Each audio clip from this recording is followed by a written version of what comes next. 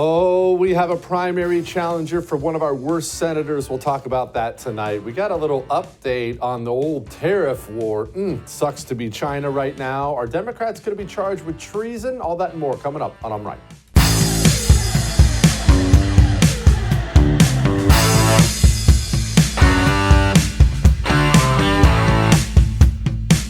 Okay, I have huge news that is going to apply to everybody, not just people who live in Texas.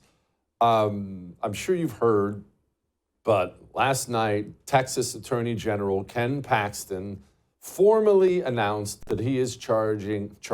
That's not what he's doing. He's challenging, I guess as AG, he could be charging. He's challenging useless Texas Senator John Cornyn. Here was the announcement.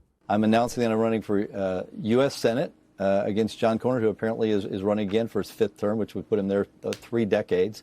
It's definitely time for a change in Texas. We have another great U.S. Senator, Ted Cruz, and it's time we have another great senator that will actually stand up and fight for Republican values, fight for the values of the people of Texas. Look, he said 24 years of this, which I think is plenty given his lack of production.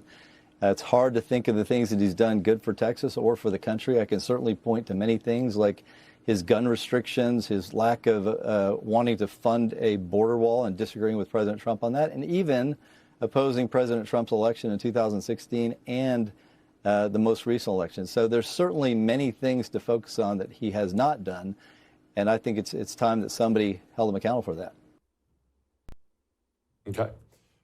First, this is majorly important for every single person watching, and I'm going to explain why. Here is how it has worked for the longest time. You see, right now, maybe you're frustrated with the lack of action from Congress. Why can't we get something good out of the House? Why can't we get something good out of the Senate? Trump's been there. It's been 3 months. Where are the good bills? Why are we not codifying this into law? Why isn't the House? Why isn't the Senate doing anything? Why don't they do anything? Okay, well, allow me to explain why they don't do anything. They don't do anything because the long-serving establishment Republicans, they are the ones that hold the bulk of the power in the House and the Senate, you see.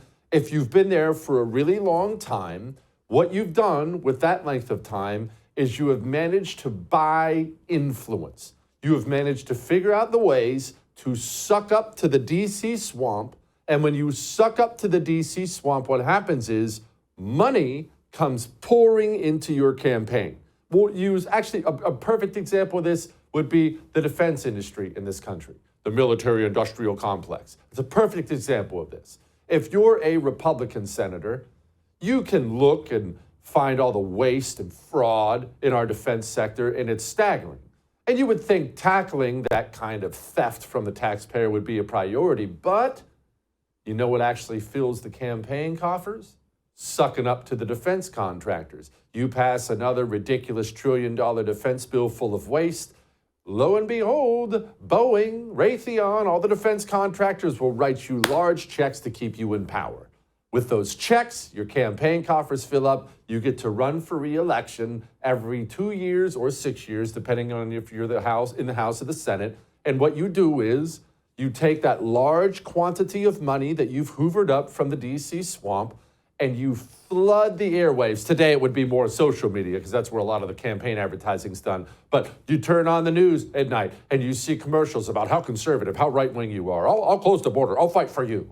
They're flooding YouTube, everything with that. Now, they don't do anything. In fact, they harm the country until it's time to get reelected, where they spend millions and millions and millions of dollars telling the brain-dead GOP primary voter how far to the right they are and how much they support President Trump. And that is exactly how we haven't gotten anything done, because we can't get these people out of Washington, because the GOP primary voter continues to elect the same losers over and over and over again. We elect them, they go back to Washington, they are the heads of these really important committees, and they stop any and all reform. They are there. John Cornyn and his types, they are there to protect the swamp, They wear a Republican label, but that is their central role, and they know that's their central role. They are the ultimate in controlled opposition. Are you angry about the communism that has flooded the United States of America? One of the main reasons communism has flooded this country, and more importantly, this government,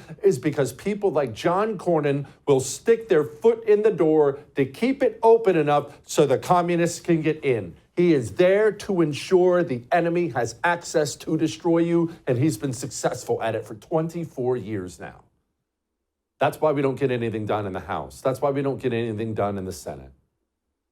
And so the reason they keep screwing us over, we just kind of talked about it, the reason Republicans like James Lankford will try to pass an amnesty bill, which he did last year, the reason John Cornyn will pass a gun control bill. He worked with Democrats to pass a gun control bill after Uvalde. The reason he does that is John Cornyn, honestly, if you have to defend him, John Cornyn gets it.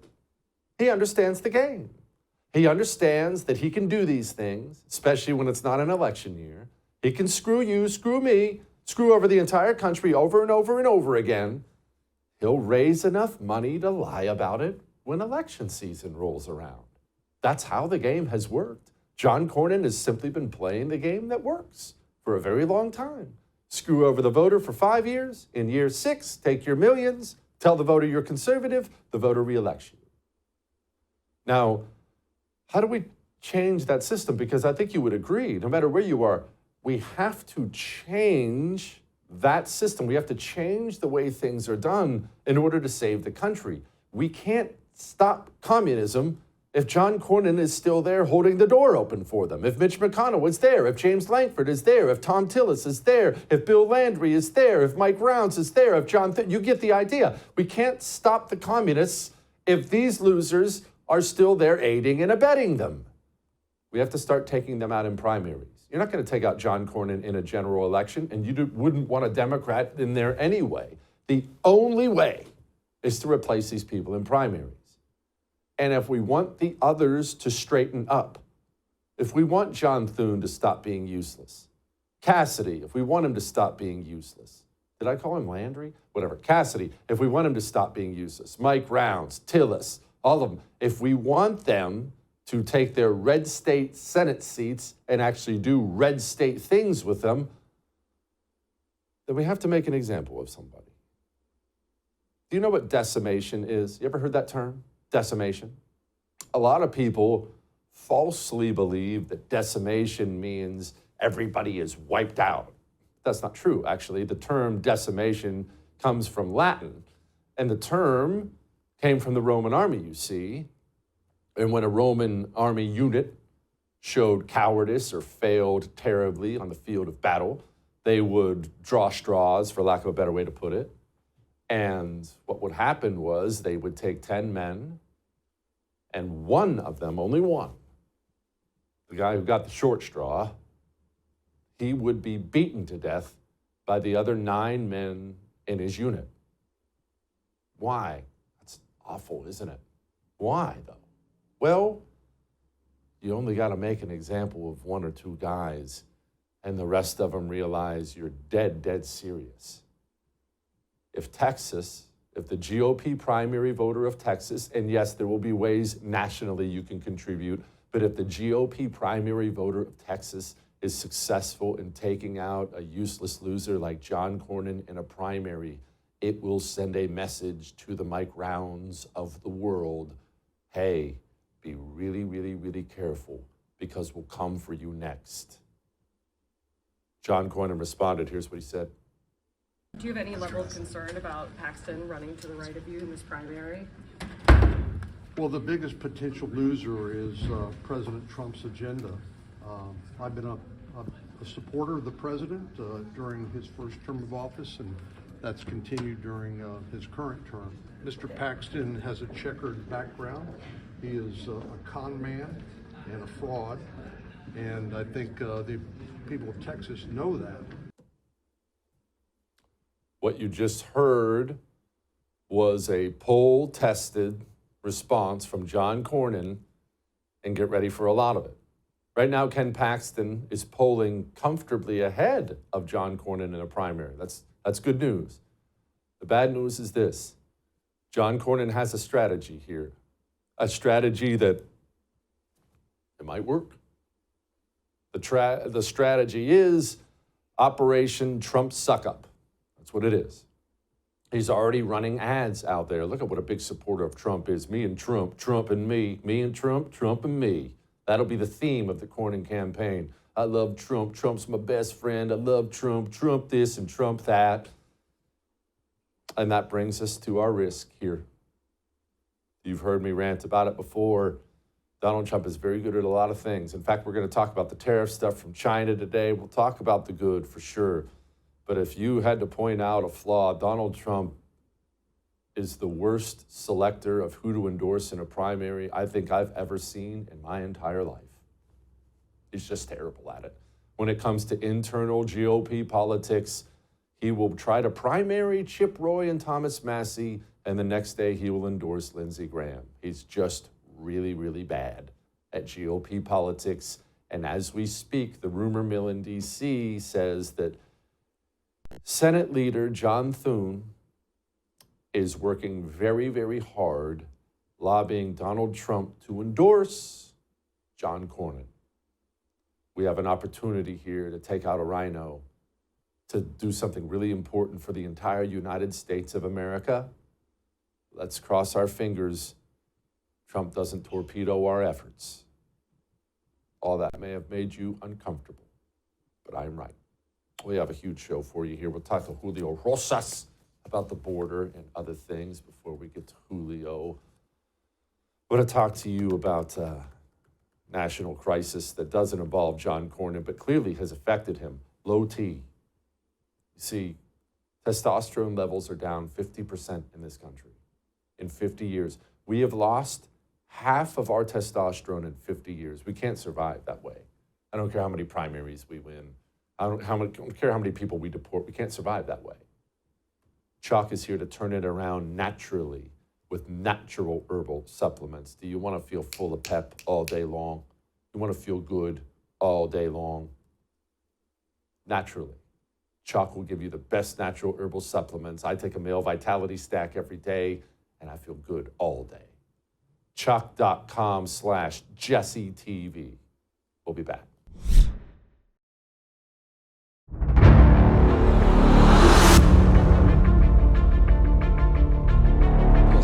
Yes. Julio Rosas, Blaze Media. Oh, pleasure. How you Pleasure. doing? Very fine. How are you? I just wanted to ask you how it feels to see Not right that now. the Thank you, United States has a secure border now that President Trump is in office, as opposed to when you were Secretary of Homeland Security. Do you have any regret facilitating an open border, sir? Border crossings are down 95%. Security announcement. Please maintain. Do you regret allowing Tren de Aragua to gain a foothold in the United States, sir? Unattended baggage is subject to search, inspection, damage, and removal. You don't have anything to say, sir, about your time as Homeland Security Secretary? Facilitating an open border? You know what makes me so angry about that clip? Honestly, I could feel my blood pressure rising as we bring in Julio Rosas, national correspondent with The Blaze.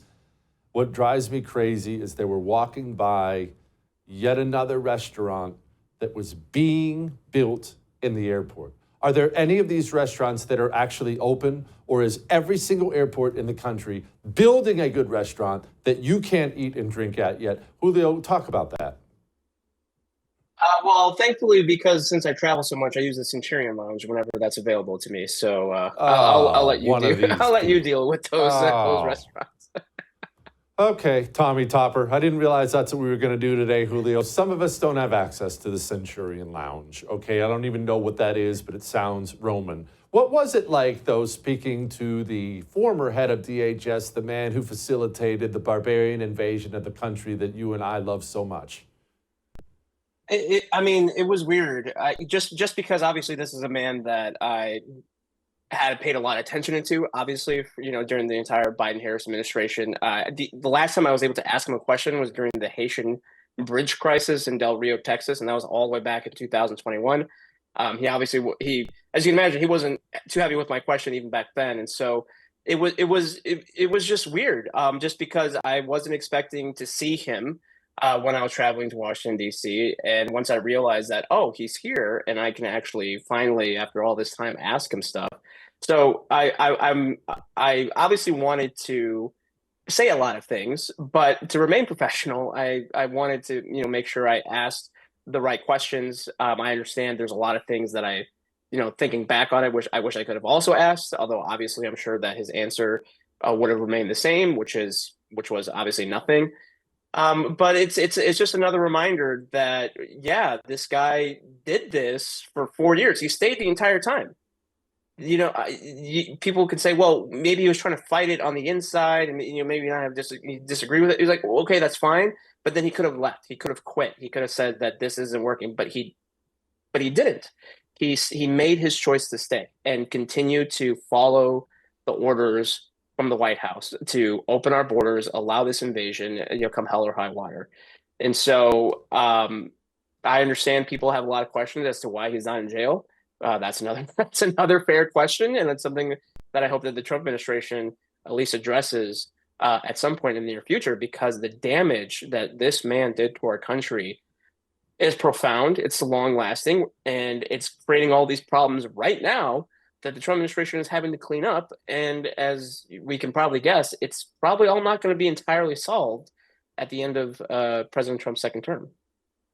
No, of course it won't. You're not removing 20 million people in 4 years. It's easier to bring them in than get them out. It's just not possible. And honestly, I'm glad you brought up the evil, the treasonous nature of it, Julio, because I just can't get it out of my mind how inherently evil all this was. These people created an app to facilitate, not to allow, to facilitate the invasion of our country. People forget our taxpayer dollars created an app for foreigners to come into the country.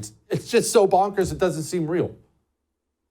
And the whole reason why they did that is because the optics of thousands of people crossing the border every day illegally was tanking the numbers, and so they said, well, we have to do something. It's like, well, if we abuse the parole authority that we have, and we'll let them in day by day through this app, that will make things better for us politically. And of course, that's not.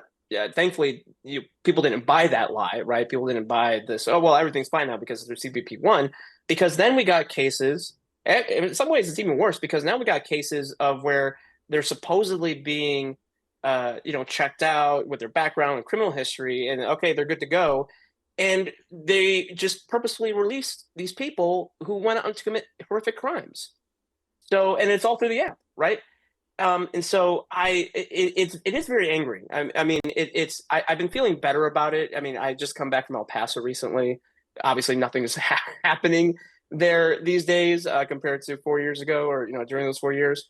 But just because that it's finally over and things are now going in the right direction, like I said, people need to be held accountable for it. And it's unfortunate that the expected response is like, well, they're probably not going to get away. They're probably nothing's going to happen to them. And yeah, I mean, he's just walking freely through the airport with what I presume to be his wife, and they're just going about their day as if nothing happened. And so even though, yes, I know I guessed that he wasn't going to answer my questions, he wasn't going to like my questions, it's just at least it was to tell him, hey, people don't forget. There's still people out here that still want answers from you because you were a big part of this.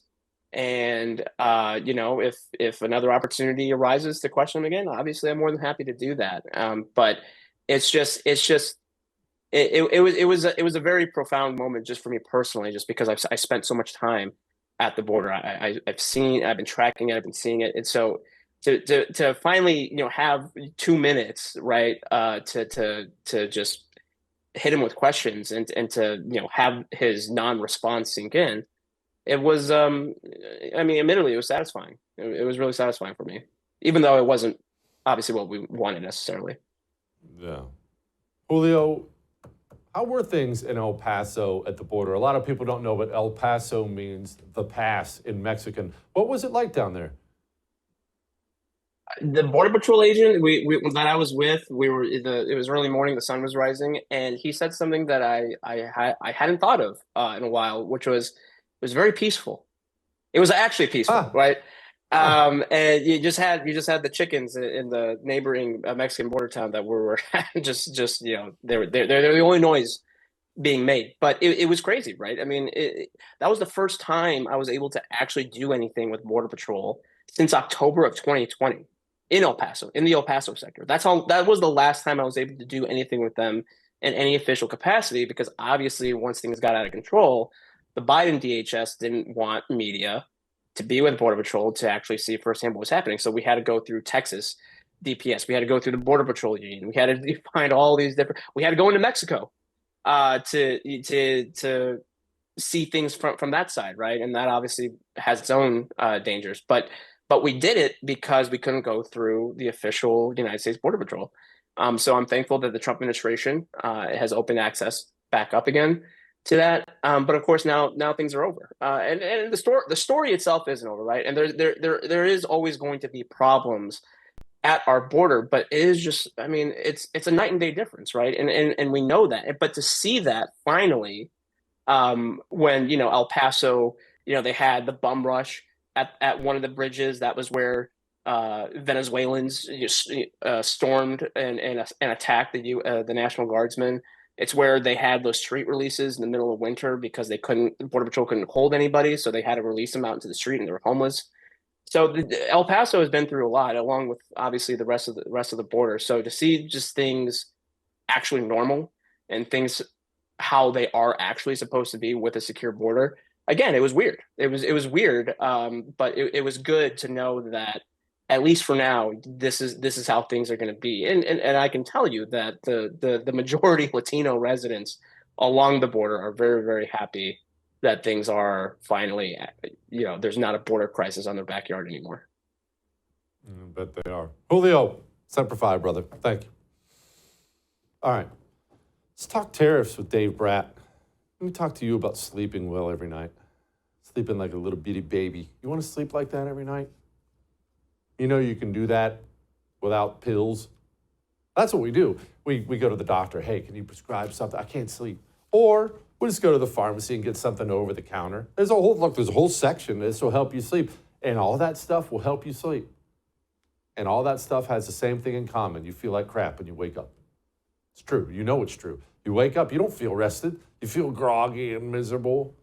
Dream powder from Beam, you feel good because it's natural. It has natural things in it, all these natural ingredients, reishi and all this other stuff. You drift off to sleep, but you wake up and you feel good, ready to go. Go sleep like that every night with a cup of hot chocolate. Shopbeam.com/Jesse Kelly. We'll be back.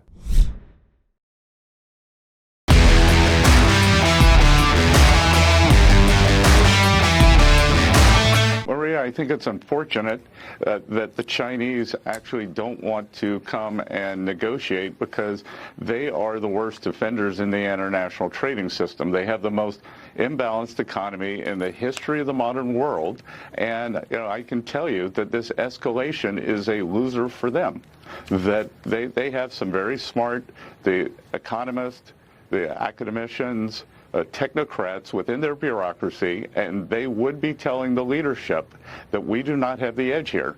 They are the surplus country, that their exports to the U.S. are 5 times our exports to China. So they can raise their tariffs, but so what?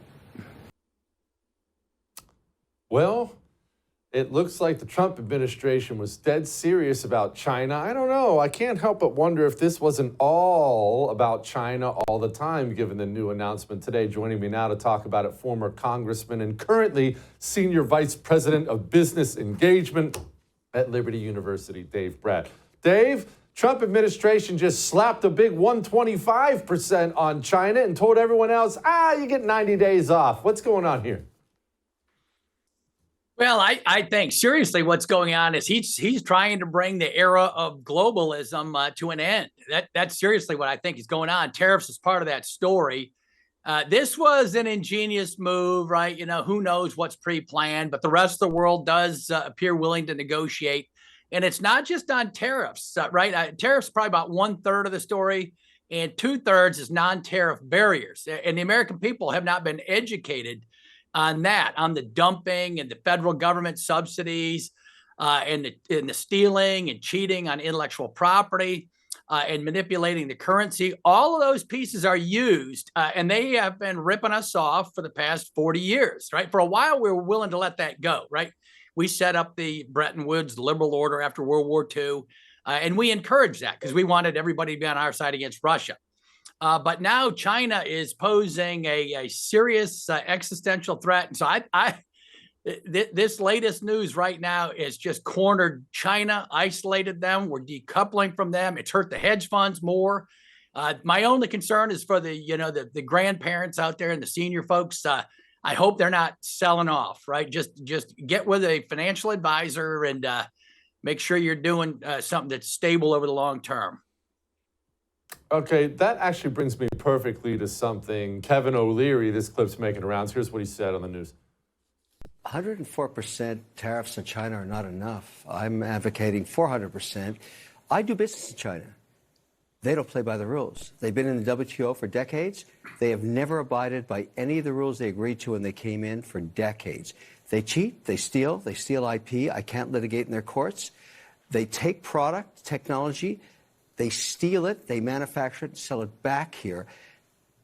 Never has an administration. 400% tariffs? What would that look like? I want Xi on an airplane to Washington to level the playing field. This is not about tariffs anymore. 400% tariffs tomorrow morning. He'll tell you why. Xi can only stay the supreme leader if people are employed. If we wipe out any business there, because we are still 39% of all consumables on Earth and 25% of the world's GDP, America is the #1 economy on earth with all the cards. We will not have that forever. It's time to squeeze Chinese heads into the wall now. Dave, do we have all the cards? That seems like an oversell. No, I not by much. With China, we hold all the cards. As Besant said, right, their trade, it's half their GDP. Our imports as a percentage of GDP in the U.S. are only 14%.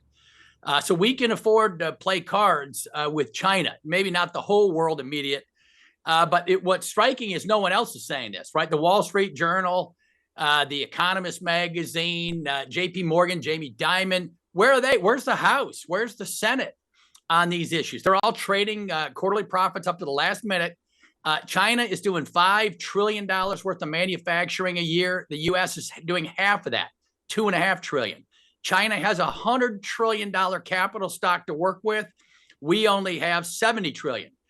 Productivity in this country has been falling for 70 years in a row, according to the world expert at Northwestern University, Bob Gordon. That's why CBO and the Federal Reserve have us growing at 2% for the next 30 years. Where's the plan? Who's got an alternative plan? So Trump's got a plan. It looks like it's starting to work. We got, $100 billion coming in from Taiwan chips, $500 billion from Apple, reshoring from all their Asian supply chains, and example after example already, right before things have even kicked in. And so I think it's the right move. Any move doing anything gets, all the status quo and all the money makers upset. But this is the right thing for the American people. We've forgotten about Detroit and all the cities that have been gutted. People are talking about higher import prices. I'm more concerned about the people, 5 million manufacturing jobs that have been lost, where we've lost, the families have lost their income. The surrounding service jobs have lost their core industries. It's in Lynchburg, Virginia. It's in Detroit, where I was born. You don't need to go far. And that's my main concern is we got to get America working with capital again. China's been working with capital. They somehow grew at 10% GDP for a decade with a huge tariff and cheating regime. Right? Where are the experts on that? Where are our free trade buddies? Right? They've all been so wrong and no analysis on this. And it's time for us to get a fair level playing field. And Trump's doing it. He's the only one that's doing it. Dave, he announced that there's a 90-day pause on all the other countries. Hey, China's the one that wanted to escalate, then we're going to escalate. Everyone else, you get 3 months off. So Yep. what is his goal for those countries? I know Donald Trump is a fair trader, protectionist, whatever label you want to put on it. He's been that way for decades. So obviously he believes in tariffs. He believes in them outright. Is this 90-day pause just a 90-day pause, or is he going to maybe sweeten the pot for them to go after China? What do you think? My guess, it's 90 days for the rest of the countries to sharpen their pencils and come back with that whole host of responses, not just on tariffs, right? Europe, Ursula von der Leyen came back, so we're going to zero tariffs on manufacturing. No. They got the VAT, they got all sorts of import controls. The car flows from Germany and the U.S. are bizarre. The flows on agriculture are bizarre. Trump's giving them, a little pause. Go do your homework. Come back with a fair proposal for us where you get rid of the cheating and the government subsidies, the low cost. Prior to this, right, the important point is the economic experts supposedly were saying the only response to this is we have to just grow our monopolies and our oligarchs, right? The only way is to grow massive firms so that we can generate low costs to compete with China. No, I don't want that world either. That is not the world of Adam Smith and James Madison. We want a lot of small firms duking it out, small factions for Madison in the constitutional structure. These were geniuses that were looking out for America, for this country. The CEOs of the Fortune 500, unfortunately, have not been looking out for the country's best interest. And so this is a classic fight between Main Street and Wall Street. And Trump's the only person in recent history that's really put up a fight for the American people. So I couldn't be more thankful.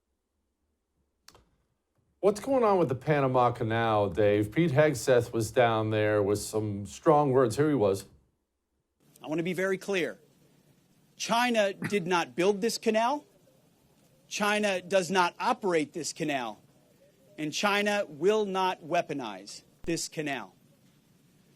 Together with Panama in the lead, we will keep the canal secure and available for all nations through the deterrent power of the strongest, most effective, and most lethal fighting force in the world. We will do this in partnership with Panama. Together, we will take back the Panama Canal from China's influence. Dave, take it back from China. What did China do with the canal? Well, they're encroaching everywhere, right on every island chain there is all around the world. They're building up artificial islands. They've been gently taking control of land and territory and property rights claims around the canal. Our original contract was with Panama and had certain conditions attached to it. Some of those conditions have been violated. And so I think Hegseth is just laying down the law. Our national security and our economic security will not be compromised by China, right? And so everyone's, the left. It's just astounding of the moral equivalency. So they'll say, well, then you got to give Taiwan to China along the same lines. No, the moral equivalency has to do with freedom and liberty, right? The Chinese are oppressing their people. They have slave labor. So they're not entitled to the same rights of taking over Taiwan for hemispheric reasons. We are not attacking any Asian country over there. In fact, we've paid the entire bill for the post-World War II liberal Bretton Woods order, it was called. We provided our defense. We're in the Red Sea protecting European trading lanes. I think we only do 4 or 5% of the trade through the Red Sea and through the ports up there. We're paying the entire bill for Europe. And so Trump's sick of it. And same here, right? We put this thing into place and it's a U.S. asset and he wants to keep it that way. Dave, my brother, come back soon. I appreciate you as always. All right. Salena Zito wants to talk about the Rust Belt. Talk to her. Before we talk to Salena, let me talk to you about all this higher America first stuff. A lot of companies, they licked their finger and they stuck it in the air. And now there are a lot of companies talking about that now. Hey, we're going to make our chips here. Pure Talk didn't need Donald Trump to get elected to hire Americans. They didn't need public sentiment to change. Pure Talk's been hiring Americans for a long, long time. Pure Talk's CEO walked the jungles of Vietnam, 2 tours for this country. Their customer service people, it was the most amazing thing. When we switched from T-Mobile to Pure Talk, not only did our bill get cut in half, I remember it like it was yesterday, talking to the customer service people, it sounded like Americans who spoke English. Pure Talk hires Americans. So pleasant to deal with. You want to switch your cell phone service to a company like that? puretalk.com/JesseTV. We'll be back.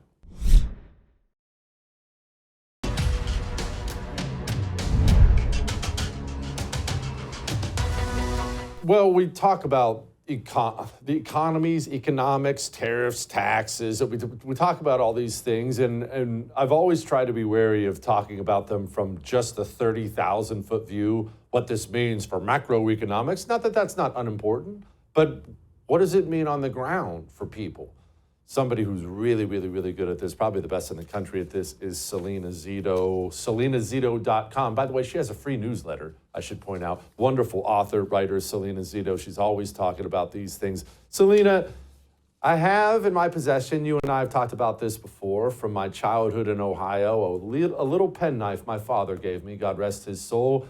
And on that penknife, it says Weirton Steel. That was the kind of family we were. Where is Weirton Steel today? Scott, I mean, actually, what makes it so sad is it's still standing there. It's just, and if you have any images left in your memory, it is this big, as President Trump would say, this big, beautiful plant. It's massive. It's miles along the river. And it fed and made lives prosper for 100 years in that valley, in the Ohio Valley. And it's now, as of last year, it's gone. There was an economic trade agreement in the Biden administration that killed them on tariffs. And so, that was the end of it. And it just for perspective, it wasn't just the largest employer in the region. It was the largest private employer in the entire state of West Virginia. Salena, people don't really take that into account. And it's understandable. Everyone has a different lot in life, a different perspective. But when I was a child, I lived in Toronto, Ohio, everybody worked for the plant or something plant adjacent. If you didn't work at the plant, you worked in a diner that served breakfast to the guys who worked at the plant. The plant was the town. What did people like Joe Biden do to destroy the plant? Well, it's been years and years of bad economic decisions, bad trade deals, lots of tariffs that have made the industry in our country non-competitive. Even though we make the best steel in the country, it is as cheap. It is not as cheap as what you get from other countries, in particular China. China is basically the bad guy in this, and their steel is also inferior. If people read the story that I wrote, there is as you said, an adjacent industry that uses U.S. steel. But if U.S. steel goes away, he is left with very few options to purchase steel for the military vehicles that he makes. And because the Chinese steel is just bad, it's just not good, and he's not going to put our military in inferior products. Why is Chinese steel bad? It's just made cheaply. It's not made well. They don't have the same work ethos there that they have here. You have the same access to the kinds of minerals. I mean, it's very mineral rich in West Virginia, Ohio, Pennsylvania, Indiana, and Michigan, places where steel thrived. It's the best of the best in terms of making the product, but also the workers are the best of the best. I mean, read that story. Those guys take this incredibly seriously. It's not a job. They're artisans, and it is a calling. And they don't think they're doing something that's good for them. They think they're doing something, they believe they're doing something that makes American lives better, safer, and it is part of being something bigger than self. They almost look at it as very patriotic. You're, of course, referencing a wonderful article you wrote. You sent it to me from West Mifflin, Pennsylvania. Tell me about it. West Mifflin, Pennsylvania is in the Mon Valley. There are 3 U.S. steel plants there. There is the Urban Works, which I was in with you see the beautiful photos of the rolling mill. There's all those, so the Edgar Thomson Works in Braddock and the Clairton Works, only coke makers in the entire country. You need coke to make steel. And they are all in jeopardy with the sale of new U.S. steel to Nippon. Now, initially, these workers didn't really care for the idea of being sold to a Japanese company. You have to remember, U.S. Steel is the first billion-dollar company in the world. It was the largest company in the country when it was founded in 1902. And so the idea of U.S. Steel being Nippon Steel is like, wait a minute, right? Japan, those are the guys that were dumping steel in the 70s. And so, but after talking to the executives at Nippon, after meeting with them, hundreds and hundreds of times since December of 2023, the local steelworkers, local 2227, are on board with this sale. Because they're going to invest in that rolling mill that you're showing. It's 86 years old. It was so awesome to be there and see it function and work, to watch these guys work. But it needs billion-dollar refitting to be redone. And Nippon has offered, I think, up to $7 billion. They have offered to keep the name U.S. Steel, and the headquarters still in Pittsburgh. Now, the only 2 people that were against it last year was the head of their union, the United Steelworkers International, which is based in Cleveland, and Joe Biden. Donald Trump was not as sort of vocal about not doing the deal. You know, with him, there's always sort of a nuance. And he has been meeting since February with the Prime Minister of Japan, the head of Nippon, the head of U.S. Steel, and the local steelworkers to get a deal done. I expect we will see one not too distant future. President Trump also talked yesterday about coal. Here he was. For 4 long years, Joe Biden and congressional Democrats tried to abolish the American coal industry. They did everything in their power while he was awake, which wasn't much, shutting down dozens of coal plants, banning coal leases on federal lands, and putting thousands and thousands of coal miners out of work. The first of these executive orders it may be one of the most significant executive orders of your administration thus far.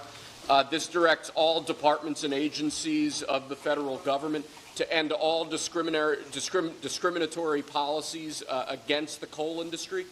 This ends the leasing moratorium that prevents new coal projects on federal land, and it's going to accelerate all permitting and funding for new coal projects to allow the coal industry to flourish under your leadership, sir. That's great. Thank you.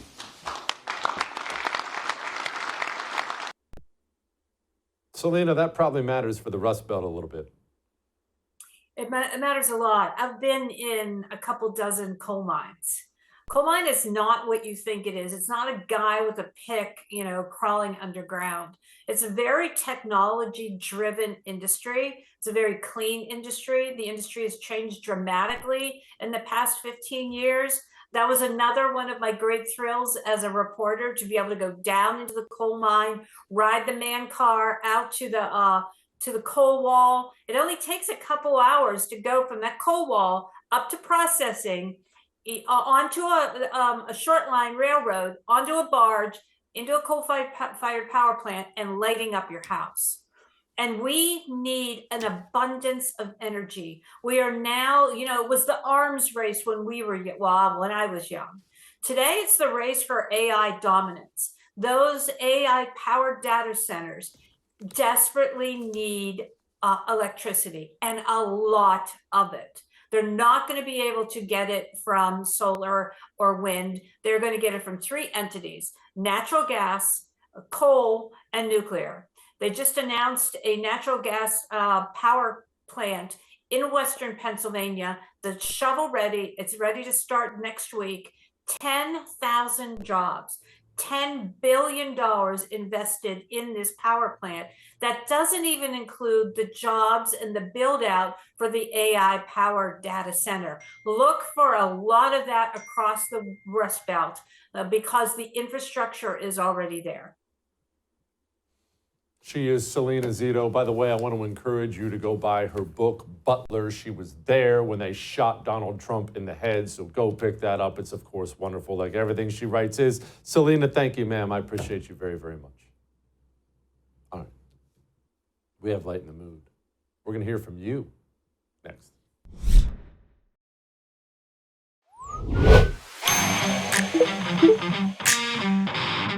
All right. It is time to lighten the mood. And I want to encourage you, because we're about to read some comments from it, go subscribe to the YouTube channel. We'll always put some things up there, funny little clips from the show, little things you can't get elsewhere. At Jesse Kelly DC on YouTube. You can go scan it with your phone. So we thought it might be fun and funny to just comb through some of the comments that have been left over last little bit. Hey, Jesse, we know your thoughts on Thanksgiving and turkey. What are your thoughts on Easter and ham? My thoughts on it are this. I'm very, very pro-Easter because I believe in Jesus. I despise ham because I believe in taste. Jeremiah says, is Thursday a good night to go to Red Lobster or a great night? Every night is a good night to go to an American institution like Red Lobster. Jose Mendoza says Jesse is the GOAT. That is 100% correct. I like Jose a lot. He and I should be friends. Ken Bright accused me of, quote, being Trump's mouthpiece and talking bollocks. Ken, listen, I'm an understanding person. I'm a man of the planet, I guess I would say. Well-traveled, if you will. Europeans are welcome to watch the YouTube channel, to watch the show. They're not welcome to comment. Bollocks is not something we say, speak English. Martin Stanley called Ellie Mistel, that nutball commie on TV, a chocolate Q-tip. That's actually hilarious. If you would like to participate in insulting me or insulting America's communists, you are more than welcome to do so. Drift over to the YouTube channel, youtube.com/@JesseKellyDC. One final little one. Quote, garlic bread rules the world and all others are pretenders to the throne. As I've said many, many times before, once garlic bread was invented, is there a purpose to other bread? It's like gravy. Once somebody figured out that we can put sausage in it, once we got sausage gravy, why would I ever have regular gravy? Same type of thing. Anyway, I'll see you tomorrow.